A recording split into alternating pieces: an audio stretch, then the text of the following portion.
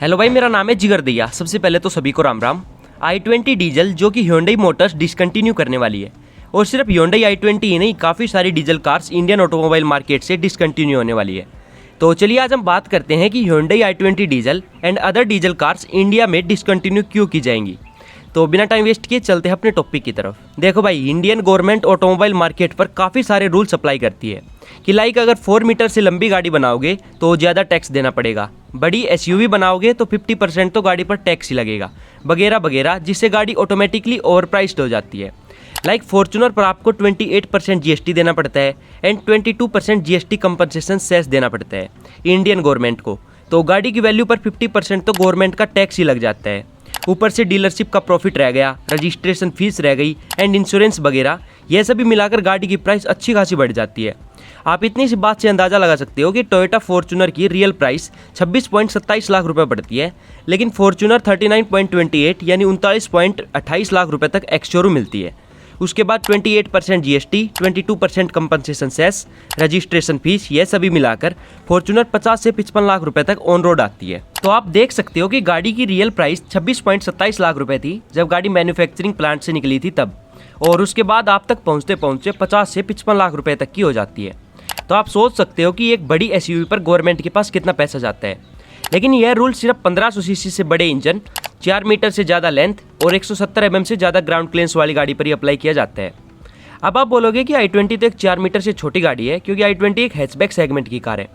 तो भाई मैं आपको बता दूं कि छोटी गाड़ियों पर यानी 4 मीटर से छोटी गाड़ियों पर इतना ज़्यादा टैक्स तो नहीं लगता है, लेकिन इन गाड़ियों पर भी गवर्नमेंट के द्वारा स्ट्रिक्ट रूल फॉलो करने के ऑर्डर आते रहते हैं।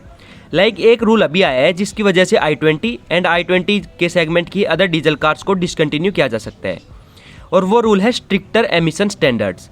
Maruti, Volkswagen, Renault and Nissan automobile company तो पहले ही अपनी डीजल गाड़ियों को डिसकंटिन्यू कर चुकी है, और अब बची हुई ऑटोमोबाइल कंपनीज भी अपनी डीजल गाड़ियों को डिसकंटिन्यू कर सकती है जो i20 के सेगमेंट की कार्स है। जो डीजल कार्स 10 से 15 लाख रुपए की कैटेगरी में आती है, उन्हें 1 अप्रैल 2023 के बाद डिसकंटिन्यू किया जा सकता है। और अगर डिसकंटिन्यू नहीं करते हैं तो प्राइस बहुत ज़्यादा इंक्रीज हो जाएगी, क्योंकि इंडियन गवर्नमेंट के सख्त निर्देश है कि 1 अप्रैल 2023 के बाद न्यू आरडीई नॉर्म्स यानी nu real driving emission norms apply किए जाएंगे, जिसमें ऑल डीजल कार्स में एससीआर सिस्टम यानी सिलेक्टिव कैटालिटिक सिस्टम इंस्टॉल करना अनिवार्य होगा। अगर 1 अप्रैल 2023 के बाद किसी भी डीजल गाड़ी में एससीआर सिस्टम इंस्टॉल नहीं किया जाएगा तो उस न्यू गाड़ी को इंडियन ऑटोमोबाइल मार्केट में नहीं उतारा जाएगा। अब देखो, न्यू एमिशन नॉर्म्स आना कोई बड़ी बात नहीं है, एमिशन से रिलेटेड न्यू रूल्स गवर्नमेंट लाती रहती है, लेकिन प्रॉब्लम है प्राइस से। 1 अप्रैल 2023 के बाद एससीआर सिस्टम डीजल कार्स में इंस्टॉल होने के बाद प्राइस काफ़ी ज़्यादा बढ़ जाएगी, और i20 जैसी गाड़ी जो कि पहले ही ओवर प्राइस्ड है, और 1 अप्रैल 2023 के बाद तो इसकी प्राइस और ज़्यादा बढ़ जाएगी। यह गाड़ी इतनी महंगी हो जाएगी कि i20 डीजल को कोई खरीदेगा ही नहीं, और अगर कोई i20 डीजल को खरीदेगा ही नहीं तो फिर बनाकर क्या फ़ायदा।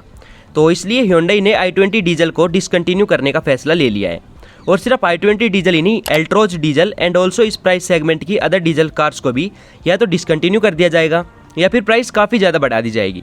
और फिर उसके बाद जब कोई सेगमेंट की डीजल गाड़ी अब खरीदेगा ही नहीं तो फिर हारकर कंपनीज को डीजल वेरिएंट डिसकंटिन्यू करना ही पड़ेगा। मैं आपको क्लियर कर दूं कि यह एमिशन नॉर्म्स यानी एससीआर सिस्टम इंडिया में बिकने वाली सभी डीजल गाड़ियों में इंस्टॉल होना अनिवार्य होगा, जो 1 अप्रैल 2023 के बाद आएंगी। अगर आप 1 अप्रैल 2023 से पहले कोई भी डीजल गाड़ी खरीद लेते हो तो आपको कोई भी एक्स्ट्रा पैसे नहीं पे करने हैं, और ना ही कोई एससीआर सिस्टम इंस्टॉल करवाना है। फिलहाल तो इससे रिलेटेड कोई भी न्यूज़ नहीं है कि 1 अप्रैल 2023 से पहले बिकने वाली डीजल कार्स में एससीआर सिस्टम इंस्टॉल होना कंपलसरी है या नहीं। तो अगर एससीआर सिस्टम इंस्टॉल होने के बाद i20 डीजल जैसी गाड़ियों की प्राइस 2 से 3 लाख रुपए तक बढ़ जाएगी, तो फिर एक हैचबैक पर इतने ज़्यादा पैसे खर्च करने का कोई सेंस नहीं बनता है। फिलहाल वैसे ही i20 diesel 8.42 lakh rupees ex showroom से स्टार्ट होती है, और 1 अप्रैल 2023 के बाद तो यह प्राइस 10.50 लाख से 11 लाख रुपीज़ से स्टार्ट होगी, जो कि हैचबैक के लिए और वो भी बेस वेरिएंट के लिए मुझे नहीं लगता कि भाई कहीं भी कोई सेंस बनती है। तो Hyundai मोटर्स ने सेम यही बात को ध्यान में रखते हुए i20 डीजल को डिसकंटिन्यू करने का फैसला लिया है। एक बार आप भी सोचकर देखो भाई, एल्ट्रोज i20 डीजल जैसी गाड़ियों के बेस वेरिएंट के लिए 10-11 लाख रुपए एक्स शोरूम पे करना का कोई सेंस बनता है। तो यह तो एक्स शोरूम प्राइस है, ऑन रोड आते आते यह गाड़ी 12.50 से 13 लाख रुपीज़ तक पड़ेगी। इतने में तो सेल्टोस डीजल का बेस वेरिएंट मिल जाता है, जो कि काफ़ी powerful, fun to drive and 5 seater SUV गाड़ी है। हालांकि प्राइस तो सेल्टोस डीजल की भी 1 अप्रैल 2023 के बाद बढ़ जाएगी, लेकिन भाई सेल्टोस जैसी गाड़ियों की अगर प्राइस बढ़ भी जाती है तो इतनी कोई बड़ी बात नहीं है। जहाँ 13 लाख रुपए बेस वेरिएंट के दे रहे थे वह 15 लाख रुपए भी दे सकते हैं, लेकिन i20 जैसी गाड़ियों पर ना भाई ना, बिल्कुल भी नहीं। और यही है पहला कारण i20 डीजल के डिसकंटिन्यू होने का। दूसरा कारण है लो सेल्स। i20 डीजल की वैसे ही सेल्स बहुत कम हो रही है। हालांकि सेल्स तो i20 गाड़ी की ही कम हो रही है, लेकिन डीजल वेरिएंट्स कुछ ज़्यादा ही कम बिक रहे हैं। टोटल i20 की सेल्स में से मात्र 600 से 700 यूनिट्स डीजल वेरिएंट की बिक पाती है, क्योंकि भाई यह गाड़ी है ओवर प्राइस, तो कहाँ से बिकेगी फिर ज़्यादा। और यही रहा तो 1 अप्रैल 2023 के बाद तो इन्हें i20 डीजल वेरिएंट्स को बेचने के लिए एडी उठा के कस्टमर्स की राह देखनी पड़ेगी, लेकिन फिर भी दूर दूर तक कोई भी कस्टमर i20 डीजल के लिए नज़र नहीं आएगा।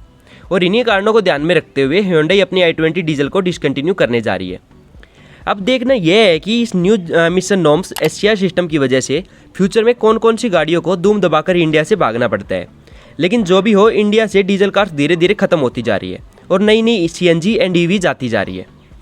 अगर इस वीडियो से रिलेटेड आपकी कोई क्वेरी है तो आप कमेंट करके पूछ सकते हो, मैं आपके हर कमेंट का रिप्लाई देने की पूरी कोशिश करूँगा। अगर आपका कोई सजेशन है तो वो भी आप कमेंट सेक्शन में छोड़ सकते हो। साथ ही अगर वीडियो मुझसे कोई मिस्टेक हुई हो तो प्लीज़ कमेंट करके ज़रूर बताइए, ताकि नेक्स्ट टाइम उस गलती को रिपीट ना करूँ। आज के लिए इस वीडियो में इतना ही। अगर वीडियो अच्छी लगी हो तो आप लाइक कर सकते हो। Thank you so much video देखने के लिए।